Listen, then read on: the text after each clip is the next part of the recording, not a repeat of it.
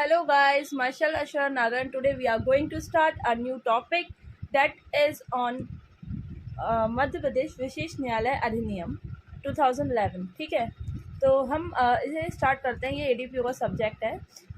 It is a minor act. ये जो act है मध्य प्रदेश विशेष न्यायालय अधिनियम, ये क्यों बनाया गया है? तो आप लोगों ने पढ़ा होगा जो प्रिवेंशन ऑफ करप्शन एक्ट है, उसमें क्या होता है, जो पब्लिक सर्वेंट होता है वो अगर कुछ करप्शन वगैरह करता है तो जो उसकी ट्रायल होती है उसके लिए एक विशेष न्यायालय बनाया गया है कि एक स्पेशल जो कोर्ट होगा वहाँ पे उनकी ट्रायल चलेगी।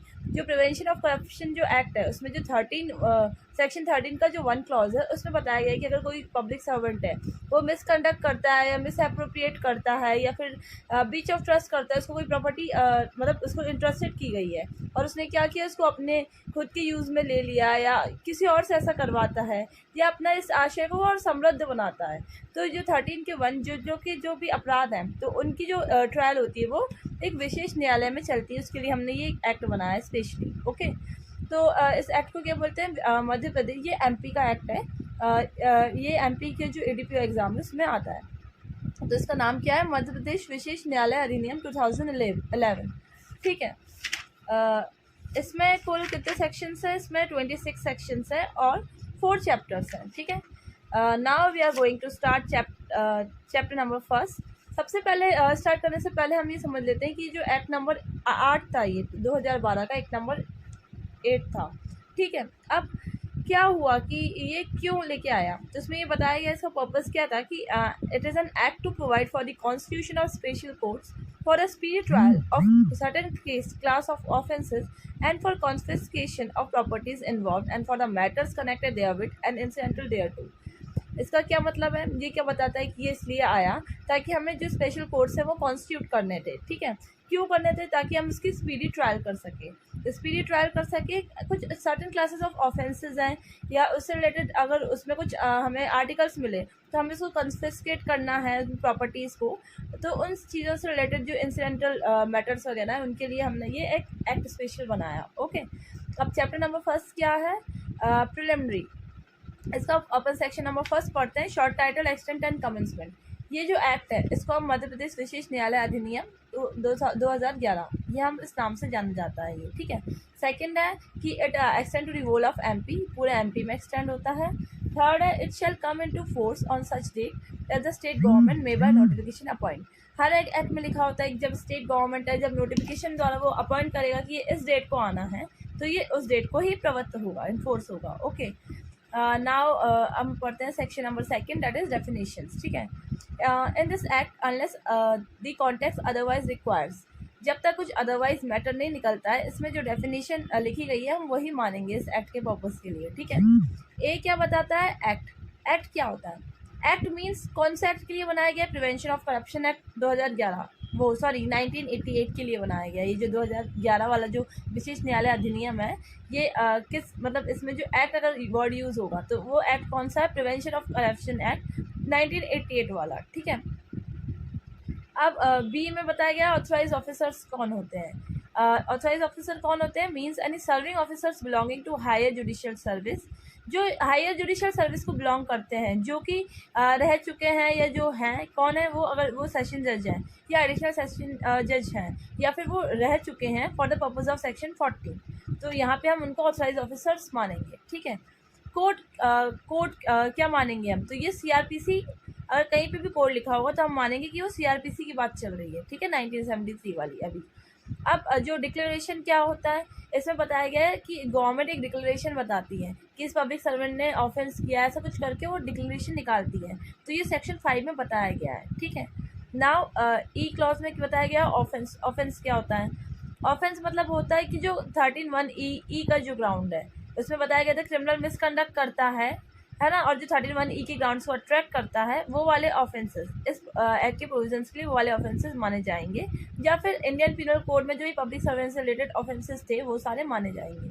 ठीक है, नाउ एफ जो एफ में क्या बताया गया है? Special court. जो स्पेशल कोर्ट है वो सेक्शन 3 में बताया गया है कि वो एस्टेब्लिश किया गया है, वही स्पेशल कोर्ट यहाँ पे हम मानेंगे। ठीक है, सेकेंड क्लॉज इसका the words and expression use herein and not defined but define the code और the act shall have the, मतलब जो एक्ट है और जो मतलब वर्ड्स हैं, जो एक्सप्रेशन है, जो यहाँ पे मान लो डिफाइन नहीं किए गए हैं, तो इनने ये बोला है कि ये जो एक्ट में या कोड में डिफाइन किए गए हैं। एक्ट मतलब क्या, प्रिवेंशन ऑफ करप्शन एक्ट 1988 वाला। कोड मतलब सीआरपीसी, जो सीआरपीसी और प्रिवेंशन ऑफ करप्शन एक्ट में बताए गए हैं, हम वही सेम मीनिंग उसका यहाँ पे लेंगे, ठीक है, इस कोड और एक्ट का। अब जो कोड एक्ट में बताया गया है। नाउ चैप्टर जो सेकंड है, अब ये क्या बताता है कि एस्टेब्लिशमेंट ऑफ स्पेशल कोर्ट्स, तो स्पेशल कोर्ट्स का हम एस्टेब्लिशमेंट करेंगे, ठीक है। तो सेक्शन 3 बताता है कि जो स्टेट, सेक्शन 3 का क्लॉज जो 1 बताता है, ये बोलता है कि जो स्टेट गवर्नमेंट है वो ऑफेंस की ताकि वो स्पीडी ट्रायल हो सके, तो वो नोटिफिकेशन द्वारा वो क्या करेगा, स्टेट गवर्नमेंट क्या करेंगे, एस्टेब्लिश करेंगे जितने भी कोर्ट, जितना उनको सही लगे, एडिक्वेट लगे, कि हम इनको स्पेशल कोर्ट नाम देंगे। और यहाँ पे वो प्रिवेंशन ऑफ करप्शन एक्ट से रिलेटेड उसकी ऑफेंस की स्पीडी ट्रायल चलेगी, तो उसके लिए वो जितने चाहे उतने कोर्ट्स बना सकते हैं। सेकंड बताया गया है कि जो स्पेशल कोर्ट है उसमें क्या होगा, वो प्रिसाइडेड ओवर होगा बाय अ जज, जो जज होगा वो भी नॉमिनेटेड किया जाएगा बाय स्टेट गवर्नमेंट द्वारा, ठीक है, with the conference of high court. State government high court से कॉन्फ्रेंस लेगी और क्या करेगा, एक जज अपॉइंट करेगा, नॉमिनेट करेगा, सॉरी, ठीक है, और वो उस स्पेशल कोर्ट को प्रिसाइड ओवर करेगा वो जज, ठीक है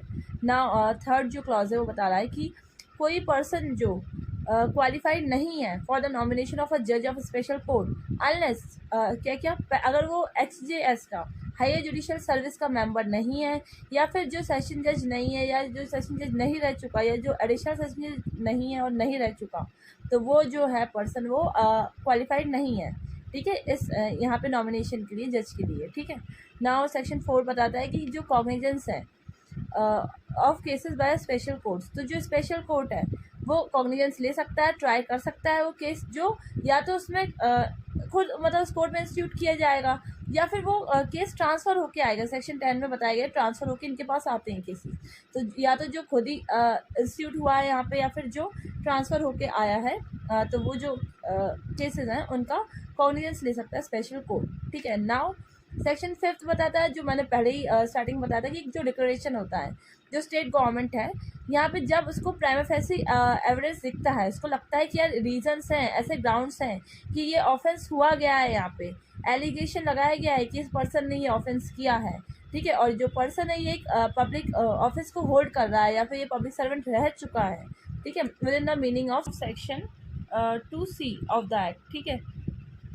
अब स्टेट गवर्नमेंट क्या करेगा, यही ये सब उसको जब लगता है तो वो एक डिक्लेरेशन निकालेगा, ठीक है, इन सब को लेके, और जो ये डिक्लेरेशन है ये कभी क्वेश्चन नहीं किया जाएगा कोर्ट पे। क्या होता है कि मतलब ये कुछ लोग जो होते हैं ना, वो ये बोलते हैं कि यार ये तो सबके लिए है, तो आप सिर्फ कुछ लोगों के लिए क्यों डिक्लेरेशन निकाल रहे हो, ये तो हमारे राइट का वायलेशन हो रहा है, इक्वालिटी नहीं हो रही है हमारे साथ, क्योंकि जब ये सबके लिए है तो आपको मतलब सबके लिए डिक्लेयर करना चाहिए ना। आप सिर्फ कुछ ही लोगों की जब जो है वो इस कोर्ट में चला रहे हैं, हमारी नहीं चला रहे हैं, तो ये जो इसलिए इस चीज़ों को मतलब सेव करने के लिए बोल दिया है कि ना, ये जो डिक्लेरेशन है ये कोर्ट में क्वेश्चन नहीं किया जाएगा, ठीक है।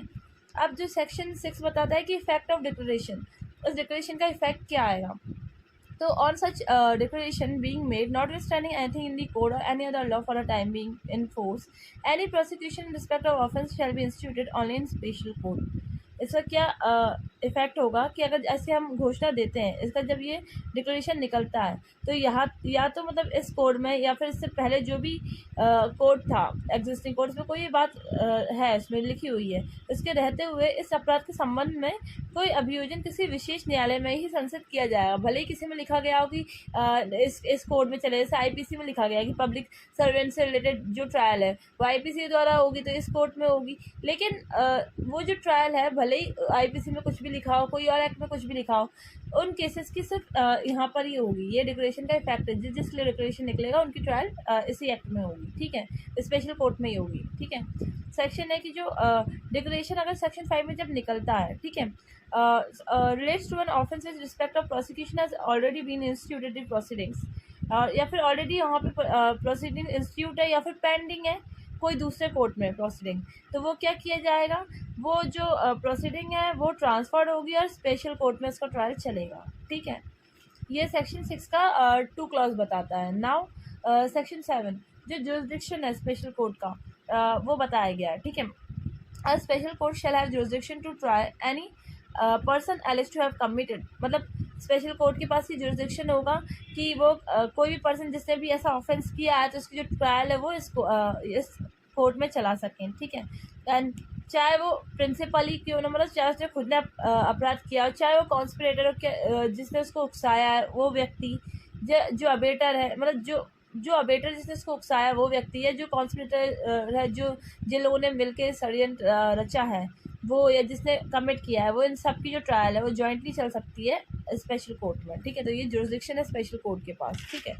नाउ सेक्शन जो 8 है वो क्या बताता है कि प्रोसीजर क्या है, पावर क्या है स्पेशल कोर्ट्स के, ठीक है। तो जो स्पेशल कोर्ट है, shall in the trial of such cases, वो क्या करेंगे, वो प्रोसीजर जो है कोर्ट में जो भी प्रिस्क्राइब किया गया है, कोर्ट मतलब CRPC, ठीक है, और वहाँ पे वारंट केसेस की जो ट्रायल चलती है मजिस्ट्रेट के सामने, वो प्रोसीजर यहाँ पे अपनाई जाएगी, ठीक है। सेकंड बताया गया है कि सेवर्स expressly provide this act the provision of the code and of the act shall they are not inconsistent with the provisions of the act applied to the proceeding before the special court, ठीक है। जो court की जो provision है वो इस court की जो स्पेशल कोर्ट की जो प्रोविज़न है उसके इनकन्सिस्टेंट नहीं होंगे, ठीक है। और जो पर्सन है conducting a prosecution for special court, जो स्पेशल कोर्ट में कंडक्ट करेगा प्रोसिक्यूशन, इसको हम पब्लिक प्रोसिक्यूटर बोलेंगे, ठीक है। पॉस्को में भी जैसे पब्लिक प्रोसिक्यूटर होता है वैसे ही मतलब इन स्पेशल कोर्ट में मोस्टली पब्लिक प्रोसिक्यूटर्स होते हैं, ठीक है। सेक्शन 9 क्या बताया गया है, हाँ सॉरी, इसका जो थर्ड क्लॉज है ये क्या बताया गया है कि जो स्पेशल कोर्ट है में pass upon a person convict by it, वो मतलब कोई भी सेंटेंस पास कर सकता है, ठीक है, जो लॉ द्वारा ऑथराइज किया गया है, या for the punishment of the offence of which such person is convicted, या जिस पनिशमेंट के लिए इसको मतलब जिस ऑफेंस के कन्विक्ट किया गया है उस ऑफेंस की पनिशमेंट, वो सब इसको हम स्पेशल कोर्ट जो है इसके पास पावर है कि वो दे सकता है, ठीक है। नाउ सेक्शन जो 9 है वो क्या बताता है कि जो स्पेशल कोर्ट की जो ऑर्डर्स है उसकी आगे जो अपील, तो यहाँ पे बताया गया है कि जो अपील होती है कोई भी जजमेंट की, कोई सेंटेंस की स्पेशल कोर्ट की, वो कहाँ होगी, हाई कोर्ट में होगी, ठीक है। और किस ग्राउंड्स पे होगी, दोनों ग्राउंड्स पे, फैक्ट्स और लॉ, ठीक है। सेकंड है except as aforesaid no appeal और revision shall lie in any court from the judgment, मतलब जो सिर्फ ऊपर दिया गया ना फैक्ट्स और लो, इन्हीं बेसिस पे, इनके अलावा और कोई ग्राउंड पे कहीं अपील या रिवीजन नहीं होगा स्पेशल कोर्ट के जजमेंट या ऑर्डर का, ठीक है। थर्ड क्या बताता है कि every appeal under this section shall be preferred with in a period of 30 days, जो भी अपील होगी वो जो होगी वो 30 दिन तक के लिए, मतलब 30 दिन तक में होगी अपील वो, और if it is satisfied for the reason to be recorded in writing, और अगर उनको सेटिस्फाई हो सकता है कि सफिशिएंट कॉज है कि इनने अपील सही टाइम पे नहीं दिया था, तो वहाँ पे क्या हो सकता है कि अपील का टाइम वो लोग एक्सटेंड कर सकते हैं, ठीक है। और सेक्शन 10 क्या बताता है, ट्रांसफर ऑफ केसेस, कि notwithstanding other provisions of this act it would be open to high court for the transfer cases. अब कुछ भी लिखा हो, कोई भी प्रोविजन में कुछ भी लिखा हो, हाई कोर्ट के पास ये पावर है कि वो ट्रांसफ़र केस कर सकता है वन स्पेशल कोर्ट से दूसरे स्पेशल कोर्ट्स तक, ठीक है। आई होप आप लोगों को ये समझ में आया हो, और अगर आपको कोई डाउट है तो then you may ask in the comment section. Thank you.